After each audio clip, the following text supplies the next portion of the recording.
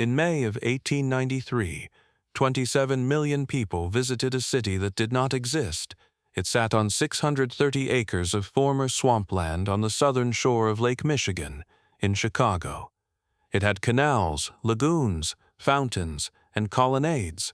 It had neoclassical palaces with 60-foot cornices, marble facades, gold domes, and statuary on a scale that had never been attempted before in America.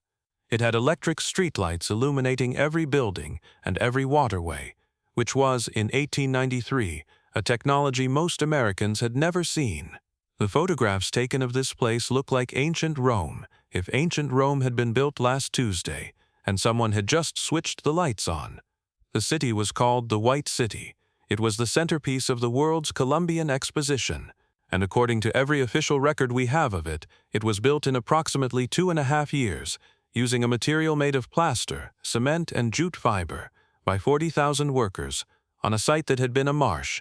In 6 months, it received more visitors than the entire population of the United States had been at the time of the Civil War. Then it was demolished. That is the official account, and for most of the last 100 years, that account was accepted without much scrutiny, because why would anyone look closely at a temporary exhibition from 1893? Then people looked closely. To understand why the photographs of the White City produce the reaction they do in people who encounter them for the first time, it helps to understand what the world looked like in 1893. The American construction industry of 1893 was powerful but operating at a speed that is comprehensible within the context of its tools. Steel frame construction had been pioneered in Chicago in the 1880s. The city's first skyscrapers, 10-12 stories, were the engineering marvels of the decade. Labor was done by men with horses, carts, and hand tools. Concrete pours were small. Organized prefabrication as we understand it did not exist. What was built at the White City between January 1891 and May 1893 was this, the Manufactures and Liberal Arts Building, which was, at the moment of its completion, the largest building in the world. It enclosed 44 acres of floor space under one roof. Its central nave was 380 feet wide. A contemporary observer wrote that its scale was so unusual that the physical eye is tricked.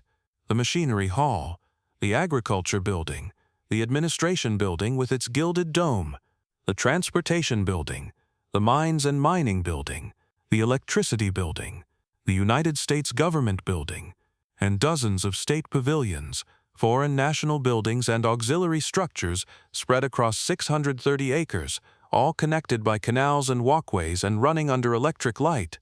At the peak of construction, 40,000 workers were on site simultaneously. The official record is clear about what these buildings were made of: a composite material called staff, plaster, cement, and jute fiber, applied over steel and wood frames, and then painted white. Architecture critics of the time derided the buildings as decorated sheds. One journalist described the White City as a theatrical stage set of fantastic proportions. And yet, the photographs. This is where the story gets complicated. Not because the official record is wrong, but because the photographs present something that the official record, while technically accounting for, does not quite explain. The photographs of the White City show the precision of the ornamentation. Column capitals with carving that, in any other context, would indicate months of skilled stonework per unit. Pediments with figurative sculpture, facades with repeating classical motifs executed at the scale of a major civic building, not the scale of a temporary exhibition pavilion. Dozens of these buildings, acres of this carving, all executed according to the record in approximately 2 years, in a material that was not stone. The photographs do not prove the buildings were stone. They also do not prove they were not. This ambiguity is in itself unremarkable. Photographs do not distinguish between materials with precision. Skilled craftsmen working with staff could produce impressively detailed ornamental work. This is documented. What is less easily explained is the speed. The construction of the Palace of Fine Arts at the White City, the one building that survived, which was later rebuilt in permanent limestone to become the Museum of Science and Industry in Chicago, took 30 years to rebuild in actual stone once the decision was made to make it permanent. The original temporary version in staff was completed in 2 years, rebuilt permanently in stone, 30 years, built temporarily in staff, 2 years. That ratio is not proof of anything. The reconstruction took place under different economic and bureaucratic conditions, but it is the kind of data point that, once you notice it, stays with you. In recent years, a theory has circulated widely online that offers a different account of the White City and dozens of other magnificent structures from the same era. The theory is associated with a broader claim about hidden history, specifically, the claim that a highly advanced civilization existed on the North American continent before the one we know, that it was destroyed or reset in the 19th century, and that the structures attributed to that civilization, the White City among them, were not built by the 19th century construction industry, but were in fact remnants of what came before. This is the Tartaria theory. It takes its name from a historical territory that appears on European maps from the medieval period through the 18th century as a vast region covering much of Central and Northern Asia. On some maps, this territory is enormous, encompassing regions that today make up Russia, Mongolia, and Central Asia. Mainstream historians understand Tartary as a geographical label for an underexplored region, not a unified civilization. The theory holds otherwise, that Tartaria was an advanced civilization with global reach, systematically erased from the historical record. The claim is not documented in any archive. There is no primary source evidence for an advanced Tartarian civilization in any historical record, not in letters, diaries, government documents, architectural surveys, or any of the thousands of first-hand accounts left by people who lived through the 19th century. But the question the theory is responding to is real. Why do the photographs of the White City look the way they do? Why were buildings of this apparent grandeur torn down after 6 months? If they were temporary, why build them at this level of apparent refinement at all? The official answers are documented and well-sourced. The World's Columbian Exposition was an exercise in national prestige of a scale that justified enormous expenditure.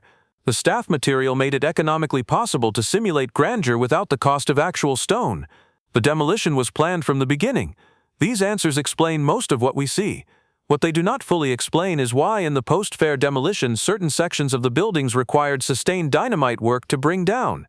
What they do not fully explain is why a fire that broke out at the White City in July 1893, killing 15 people, burned with an intensity that witnesses described as unusual, more consistent with heavy interior structure than light exhibition construction.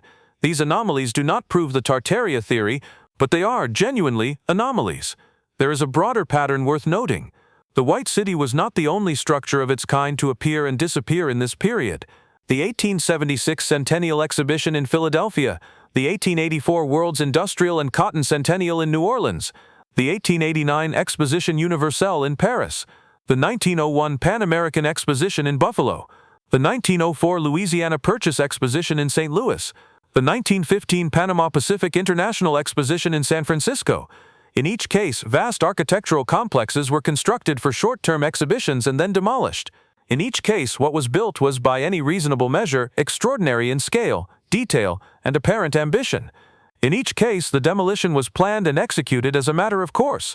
The mainstream explanation is consistent and coherent. Temporary structures, inexpensive materials, designed to impress rather than endure, demolished because maintaining them permanently would have served no continuing purpose. And yet the photographs exist. And the photographs raise questions that coherent explanations do not entirely close. The man who designed the White City, the architect Daniel Burnham, said something at the end of the exposition that has been quoted many times since. "Make no little plans. They have no magic to stir men's blood." Burnham's plans were not little. The question that the Tartaria theorists are asking, and which, to be clear, they are answering in a direction the evidence does not support, is a simpler one.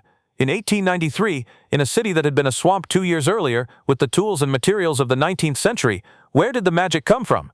The official record says, from 40,000 workers, plaster, cement, jute fiber, and Daniel Burnham. Whether that answer is complete is a question the photographs will continue to raise for anyone who looks at them carefully enough.